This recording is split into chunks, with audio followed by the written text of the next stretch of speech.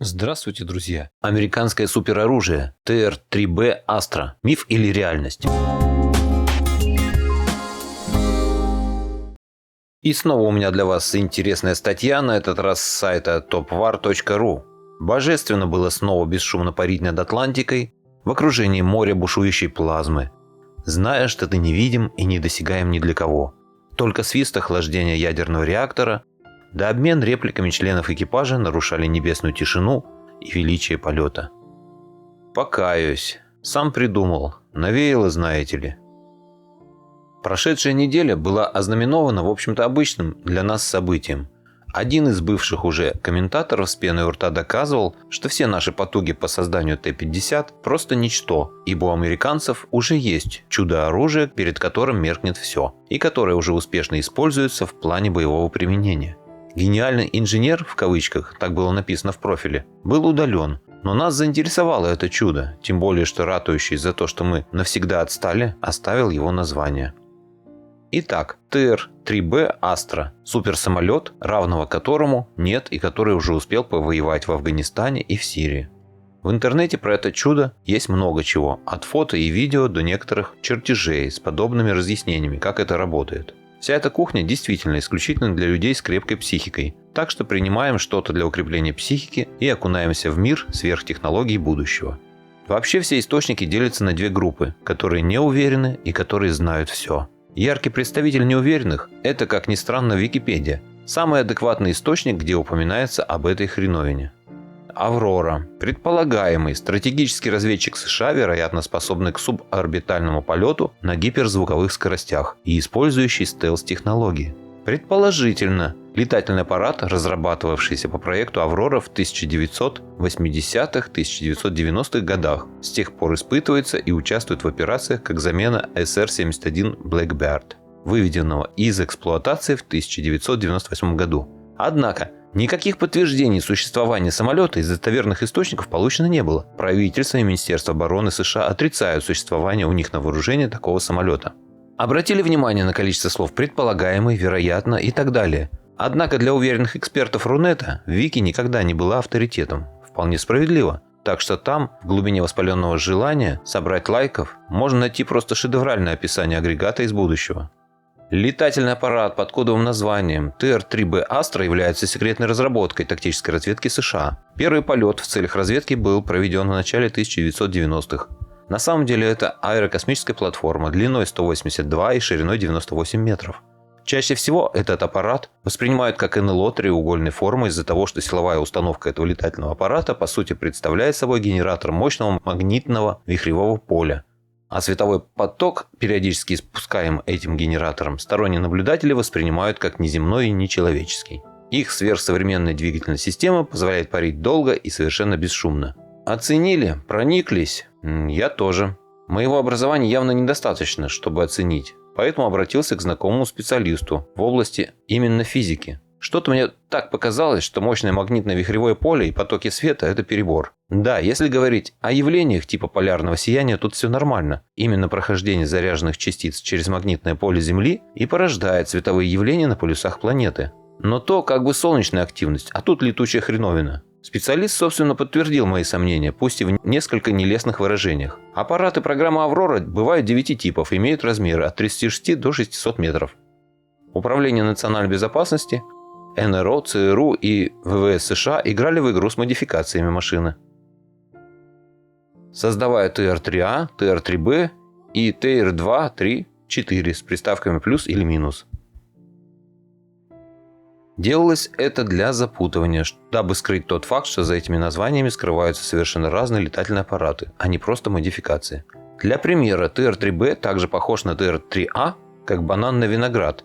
Некоторые из этих машин пилотируются экипажем, а другие являются беспилотниками. Считается, что было произведено 24 таких самолета, на что было израсходовано от 10 до 24 миллиардов долларов. До сих пор, несмотря на то, что авиационные издания опубликовали далеко не одну фотографию ТР-3А, на официальном уровне само их существование не подтверждают. Не исключено, что это связано с тем, что после того, как Пентагон отдал предпочтение использованию малоразмерных разведывательных спутников, часть этих машин была утилизирована, а деньги налогоплательщиков оказались зарытыми в землю. Да, А в Пентагоне не идиоты сидят, оказывается. Попилили и в землю. Молодцы. На самом деле фотографии суперлетов время от времени появляются на страницах авторитетных изданий. Типа вот этой.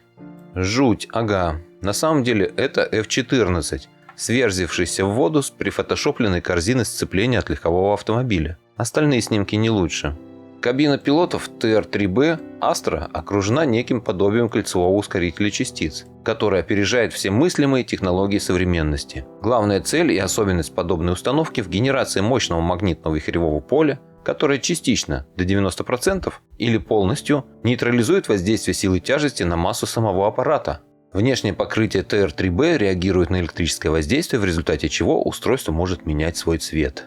Сразу на ум пришел старый советский мультик «Тайна третьей планеты». Хотите, я его стукну, и он станет фиолетовым в крапинку. Интересно, а зачем эти электрохроматические панели, которые меняют цвет при воздействии на них электричества? Теряюсь в догадках, если честно. А вот некое подобие кольцевого ускорителя частиц – это сильно. Хочется сказать о наличии некоего подобия мыслительного аппарата на вершине организма уписавшего. Кольцевой ускоритель, магнитный полевой прерыватель или МФД, окружающий кабину экипажа, наполнен плазмой, которая способна создавать магнитные вихревые поля. Этот ускоритель использует в работе ртуть, которая подвергается давлению в 250 тысяч атмосфер при температуре в 150 градусов по Кельвину, примерно 66 градусов по Цельсию, и ускоряется до 50-60 тысяч оборотов в минуту, что и позволяет получить суперпроводящую плазму. Нет, ну восхитительно. Впихнуть некую бандуру, перед которой наш ускоритель в Дубне, что Запорожец перед Белазом. Раскрутить там плазму, которую запилили из ртути под давлением в 250 тысяч атмосфер. А русские прониклись? Проникайтесь, пока эта штука, меняющая цвет и незаметная для радаров, у вас над городом не объявилась. Ибо в таком случае вам надо будет спешить. Нет, не в бомбоубежище, а в ближайшую психушку. Только там спасение. Хотя некоторые у нас это уже видели. По всей стране, от Дальнего Востока до Питера. Да, кстати, а чем же мечта дубнинских физиков запитывается? Основным источником энергии на ТР-3Б является модифицированный ядерный двигатель. О, не просто ядерный двигатель, а модифицированный. Видимо, я что-то пропустил, и страна, которая пока закупает у восточных партнеров РД-180 для своих полетов, уже не только изобрела свой ядерный двигатель, но и успела его модернизировать.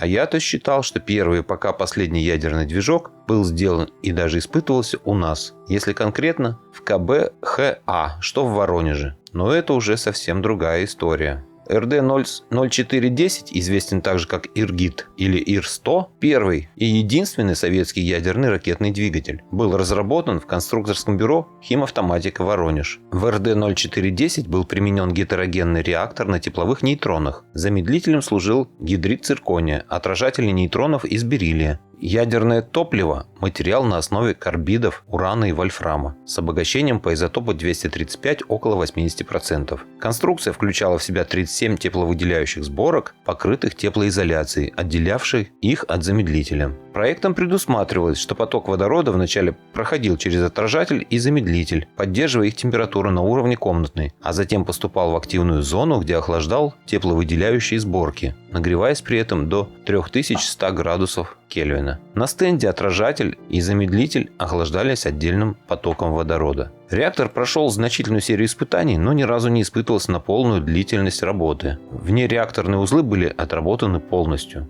Куда нам до Штатов, правда? В общем, дальше разбирать по гаечкам Убер-летала не стоит. И так ясно, что весь этот бред для людей со слабой психикой. Ну и для желающих заработать на фейках в интернете, как, например, работа летучего треугольника в 2014 году в Афганистане. Ничем другим, как неплохо так сварганенным фейком, назвать ролик, собравший миллион просмотров на ютубе, назвать нельзя. Хотя Убер-летала весьма профессионально туда впихнуто. Но есть и нюансы. Если посмотреть в замедленном воспроизведении, то вполне нормально видно, что когда камера шарахается в одну сторону, хреновина в небе следует за ней. Плюс вспышки от выстрелов почему-то не сопровождаются никакими звуками. Видимо, титановые гиперзвуковые ломы в деле были, бесшумные и разрушающие все на своем пути. Все понятно. Не совсем понятен факт того, что это варево почему-то всерьез воспринимается нашими читателями. Ну ладно, просто читателями, которые понаставили автору комментариев плюсиков. Но когда человек начинает приводить эту бредятину в качестве аргумента при обсуждении наших разработок, вот тут извините. Да, в правилах нет пункта, где сказано, что за демонстрацию отклонений положен бан. Это как бы за кадром, в ранге троллинга и провокации. провокации. Еще великий наш вождь говорил о том, что на провокации не надо поддаваться. А вот и не поддавайтесь, не ведитесь на все, что в интернете пишут. Мало ли что там наговорят, не всему же можно верить. Жаль, конечно, что никогда мне не познакомиться с этими парнями из ВВС США, летавшими на самолете,